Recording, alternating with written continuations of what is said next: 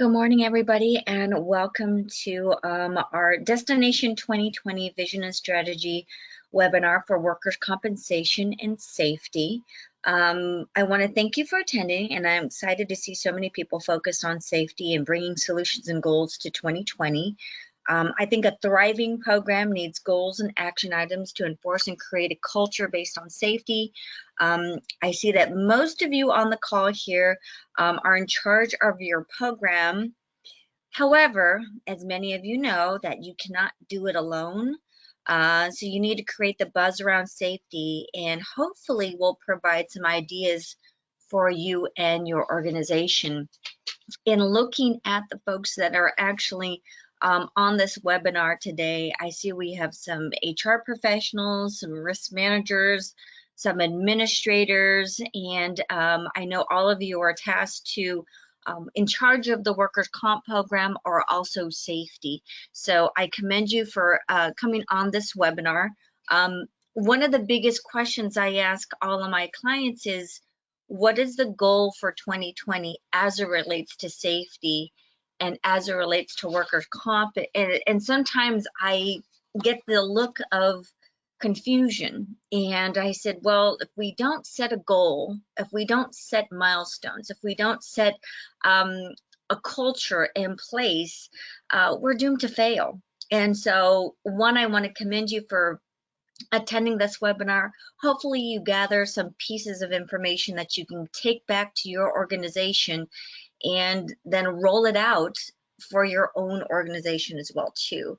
So first and foremost, let's go into kind of what's next and everything as well too. So I always ask people, what happened last year? So what happened to your organization in 2019? So when we look at setting goals, we want to step back and really try to understand what the heck happened. Do we see a trend of all the previous claims, or were they just random acts? In an effort to plan and create a blueprint for 2020, we really need to look at the numbers to try to find some trends or identify some areas of risk. For example, we have a client and we noticed that all new employees were getting injured in the first 60 days of employment. Well, that client will be creating a safety orientation checklist per department and training all new employees before they step foot in their respective department. Because what did we see? We saw a trend of all new employees literally getting hurt within the first couple of months of employment, and we're now trying to engineer that out. If you're seeing disgruntled and abusive type of claims, what's really happening in that department, and could it be a management issue? How are they talking to their people? What is the vibe? I always ask this, are people happy? When I tend to see and look at claims, I'm always surprised to see how many are litigated and how many are open for quite some time. Or I will ask, or do we just leave a bad employee in the workforce, and now are we surprised that we have a bogus claim? You know, HR, if it blows up a situation, we tend to see that it will also impact the workers' comp as well too. So just in looking at the slide here, what was the nature of the cause? What body part, injury type? Are we having lacerations? Are we having concussions? Are we seeing a departmental trend? Is it always in the kitchen? Is it always in the warehouse? Is it within a particular department and a manager? Are we seeing heavy turnover? Are we seeing a lot of injuries? Are we seeing people leave for stress based on a manager? Are we seeing a lot of litigated claims? That concerns me as well too. And then also too, are we seeing abuse, fraud, and questionable claims as well too? If that tends to happen, then sometimes it is a cultural thing that I'm seeing, that maybe people are not happy. But really, when we're crafting our goals for 2020, we need to look back and see what really happened in our backyard, and can we now engineer that out? So some of the goals I tell people, I go, well, let's take a look at some of the things here. So what are some of the organizational goals and your personal goals? If you don't have any, then just expect things to just happen. Or does a game plan sound better? So for your career and for your performance evaluation, could you then put down some goals in regards to turning your program around or keeping it a safe environment as well too? So here's just some things that I wanted to touch upon. How many people know their minimum mod? That is your absolute best score based on your class codes and payroll. Yes, it's tough to achieve, but wouldn't you want to know what the absolute best is? Personally, I would want to know and then compare it to my current XMOD score and understand the difference and try to show the financial impact. We have a financial report that I love to show all of our clients, because what does it show? It shows the actual minimum and current and the difference in between. Okay, are we an organization that is paying 150% more than the norm, or 50% over the norm, or are we paying 20% below the industry average? You should know that, and it could be one of your personal goals to turn that ship around and to create some financial perimeters around that score as well too. For example, I have two clients. One has an 86 mod, the other one has a 150 mod. The cost difference in workers' comp premium is over $200,000. Do they have more people? No. They have exactly the same, almost identical in regards to demographic makeup and also the payroll. So they just have more risk, they have more claims, and it's more expensive to insure them as well too. So I'm asking them, focus on your minimum. Where are you at now? And what can we do in the middle to bring you down to at least a 1? Have you told your managers how good or bad you are? Why not? Give them a report card. Let them know, are we at a C or C minus? Are we at a D? Because if you're at a D or F, you're having to pay more on workers' comp. Therefore, you're not able to give back in regards to raises and equipment and technology. Share the news. And the reason why we need to share our report card is because they need to be your safety champions as well too. Safety falls on deaf ears if it's just with one person who's submitting in the claims. Everybody needs to buy in into safety. Question 2, do you have your calendar of topics set up and are you educating everybody? So prevention and education. Do you have your 2020 calendar? This one is critical. If you don't put it the time to train, you're not showing your employees that you care, and you will eventually have injuries happen in the workplace. And the last one here, we also love our Zero Factors campaign, and we encourage all of you to roll this out if possible. It's one of our campaigns that's near and dear to us, and we would like to share it with you right now. So what does Zero Factors look like? Well, it has a lot of zeros here, and really at the end of the day, it's more marketing so your managers and employees can understand it. We call this Zero Factors. The purpose is bringing safety to the front of the mind of all the employees and managers. We need buy-in into the culture of safety, and these factors contribute to a safe environment. It's also the best practices in workers' comp. So first, think safe. We don't want any lost time claims. Be aware and work smart. Second, we want zero delays in reporting injury. Once an injury happens, we need the employee to notify management immediately and then proceed with the correct process of seeking care. Both the employee and management have a huge responsibility in communication.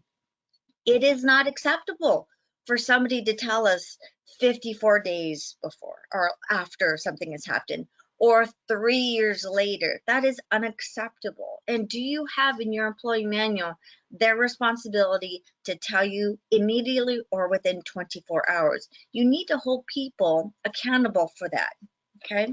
Their lost time, if you can have somebody come back to work, we will have a position for you. Have a list of modified job duties in a library that you can retrieve when needed. If you don't have that library beforehand, what will happen is this. We have an employee that can only do 5% of their job, unfortunately. You go back to that manager and you ask, do you have anything available? Absolutely not. No, I want to go back to my library, pick and choose from here and there, because again, I would like to keep them on the premises so that they're with their team, and I'm not being to be impacted financially with an indemnity claim of them sitting at home and collecting money. Okay, so the health of the claimant is critical with this process. If not handled properly, we can see a claim either stay open over a year, and the cost can also double. Fourth, hiring. Yes, I know unemployment is low. I know it's hard to find quality candidates, but try to hire A players. Also, to use the introductory period to vet out people that can't do the job, provide conditional job offers for successful background and screenings and reference checks. I always tell people, please, please, please be picky.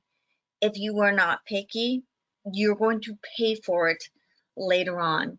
I know we've all taken shortcuts. I know we've all hired somebody who was absolutely not the right fit. We delay the inevitable, and then what happens? We then have to fire them eventually. But have they been there too long now, and could they say that they got hurt a month before? Okay. Litigation is one that's near and dear to me. Why? Because I'm always curious why people get representation. If that's my employee, why do they feel the need to hire someone else to help them get care? In my years of asking, I really do think it comes down to hiring and also compassion. For some reason, they're willing to pay someone up to like 15% of their claim. And you know what they say, friends don't sue friends. And so I really do think that as we take a look at the claim and processing the claim, who is the warm, fuzzy person who's helping them navigate through the process of a claim? We have something called the care and concern packet. It actually tells them, unfortunately, you have to go to this clinic, right? Unfortunately, because it is an occupational injury, here's what. You will not get fired for filing a claim. You may be called by somebody called an adjuster, right? And this is our insurance carrier. Give them all those wonderful pieces of information. Having a claim is extremely, extremely scary. And if we could just help in regards to educating them on the process, I don't really think they would need to go to the dark side to get someone else to represent them. Plus, two, I can't talk to this employee anymore as well, too. So we try to do everything to avoid litigation. Fraud. So it's real, but do you have a solid system in place to defend yourself? I know it is one of the things in Southern California that is plaguing a lot of employers. I work with some of the best workers' comp attorneys, and the one thing I always ask them is, if I could pass on some information to my clients, what would you tell me? And they said documentation, documentation, documentation. So that way it's not just one-sided. We're not hearing from just the claimant. We need documentation from you. We need performance reviews. We need exit paperwork. We need write-ups. We need thorough investigations. We need loss control. We need witness statements. We need to have the employee put in writing what actually happened, and to show you if possible as well too, and take pictures, pictures, pictures. Also too, you should have a wonderful relationship with your clinic. Make a call to them as well too if you feel as if this claim is somewhat questionable, and have that ongoing relationship with the claims manager as well too, with the adjuster, and let them know, I would like to flag this. Can we delay it? Can we do some sub rosa investigation as well too? With that right there, it is going to, people will know that you're not just submitting in a claim and not knowing anything about it, you really are questioning the validity, and that's huge. Last but not least, 0x mod. So it's impossible to have a 0x mod, but what could you do to be close to your minimum mod? So zero factors is not one piece of the puzzle. It's a concept, it's a culture, it's an understanding. And so when we roll this out to organizations, we always tell the employees, one, we want you all to be safe, okay? If you do unfortunately do get hurt, you need to tell us within 24 hours, if not sooner. If you do have any sort of limitations, we will give you modified duty here, okay?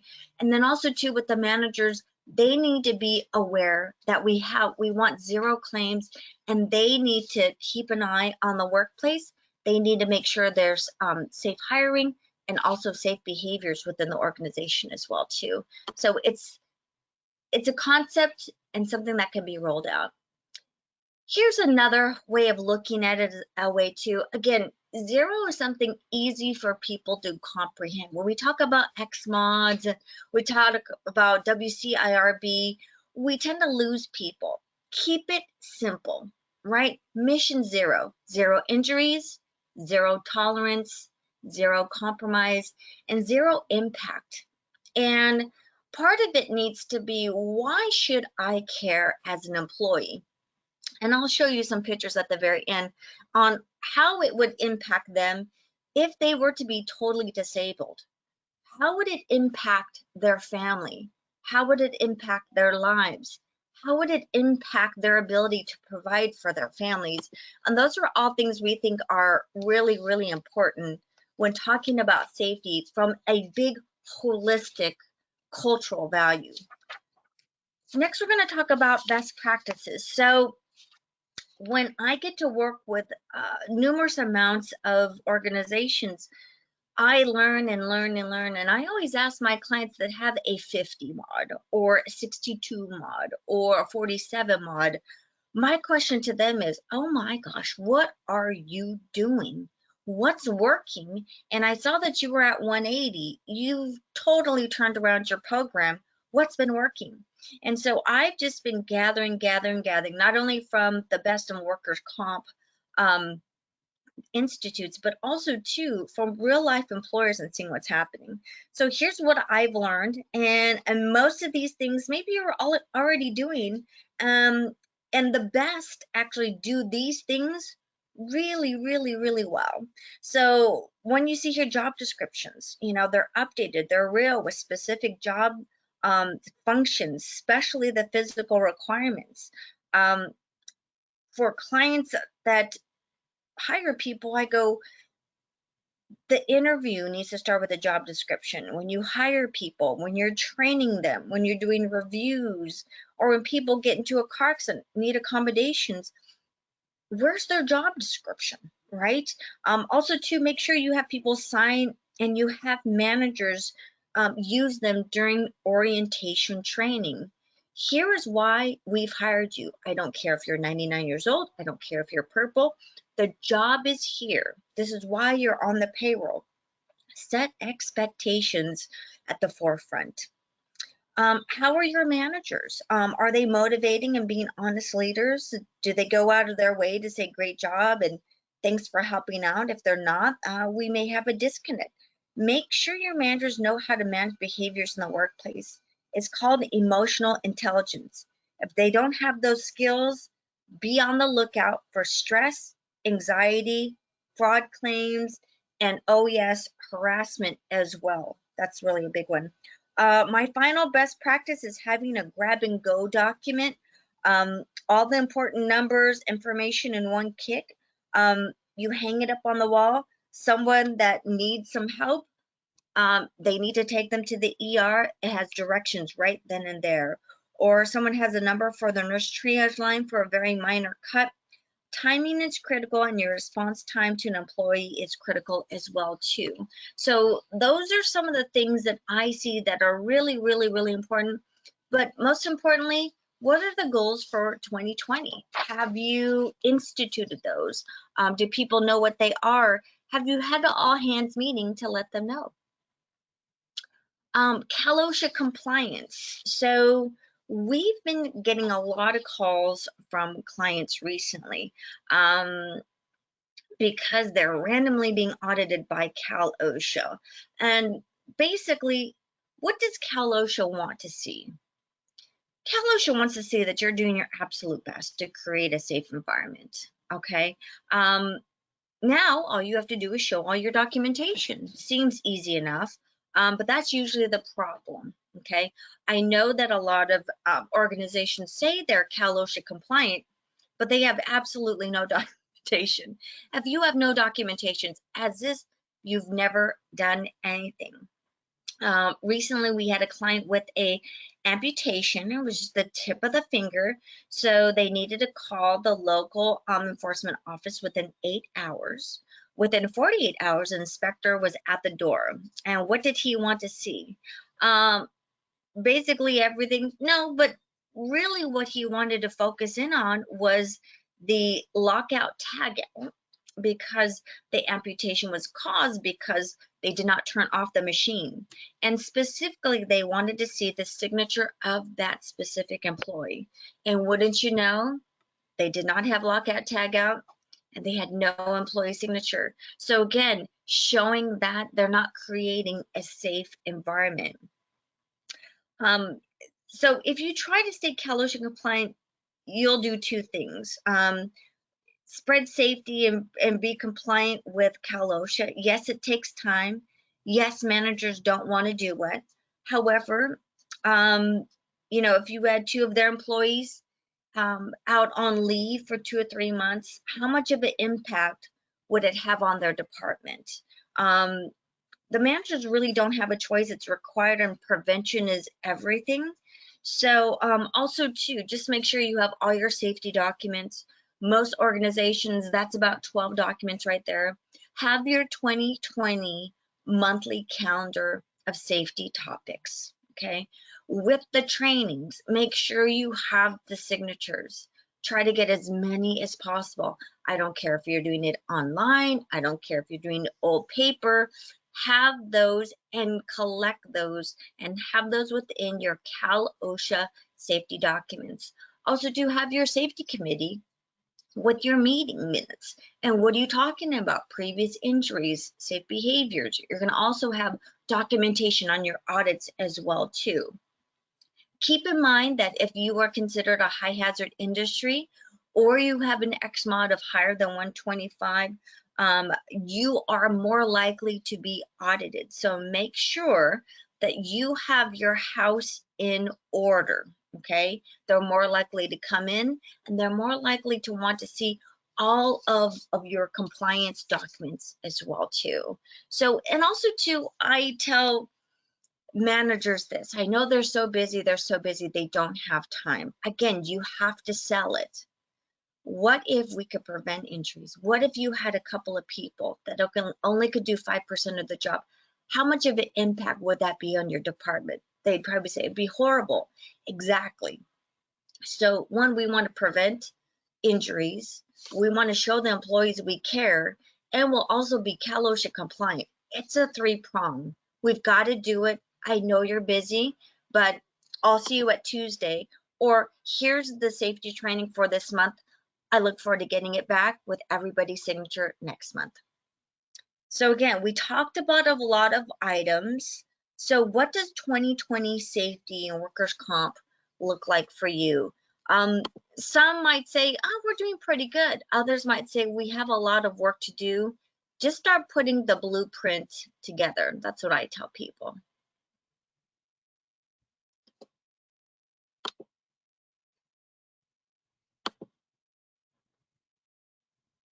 Okay, so planning for 2020. So what is your blueprint? And what would you need to do to brainstorm and create again? What happened in the past? Are we doomed to repeat it? Do we have goals that we want to strive for? And again, are we sharing it with all? Should we put in place some best practices? Zero factors. What is our slogan for our safety culture that everybody can absorb, understand, and have safety at the front of mind? Implant positive and achievable goals. And last but not least, make sure you're OSHA compliant. Create your own campaign within your organization, bring it to life. At the end of the day, you potentially could be saving someone's life, preventing a life debilitating injury, and also creating a happier and safer culture for all. So again, it's branding of your organization as well. You want to be the employer of choice. All these little things contribute to your core values and also the brand and also the culture that you actually have within the workplace as well too. So this is one campaign that I absolutely love. Again, simple, easy, something that we can all digest. Think safe every day, work safe every day, and be home safe every day. We've got to tie in that emotional part of being home, right? Because if they do get injured, it will impact how they provide for their family, and eventually too being able to work for the rest of their life as well too. And here's one poster that I found was very emotional. Make it your own. Take pictures of your staff. Maybe one from the greens, one from the kitchen, one from the warehouse, one from the front office. Why is it important to go home safe? Help my grandkids learn karate. See my son start grade first. So I love all of these. Why? Because of the fact that it sends a message of we're caring, but also too, it brings safety to the front of their mind as well too.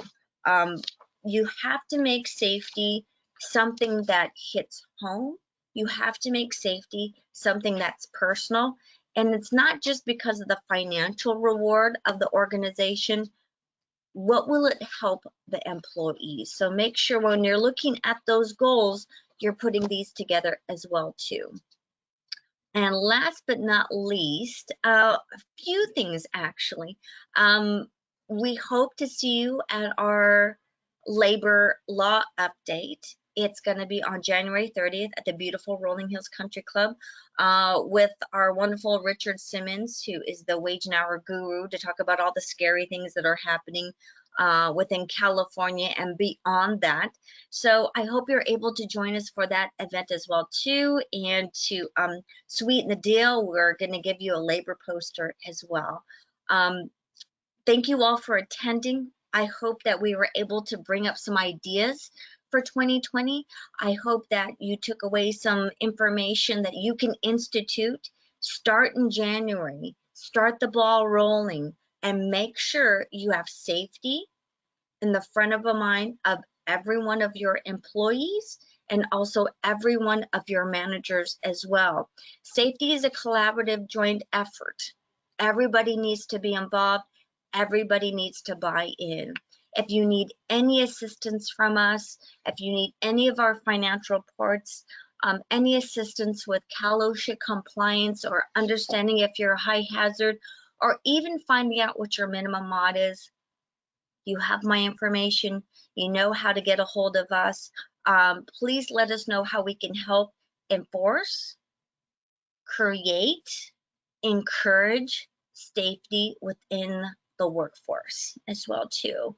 It starts with us, and then we tend to basically send it out to everyone else.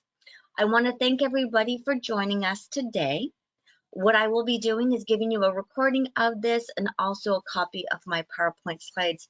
Again, if you have any questions, please feel free to get a hold of me. We look forward to seeing you at our January 30th. Our job here at S&K is to provide you protection with insurance and to prevent any sort of risk, lawsuits, audits as well too. Our job is to protect our clients and organizations that we work with. I want to thank you again for attending. I want to thank you again for hopefully RSVPing for our future event, and please let us know how we can assist you as well too. Thank you so much.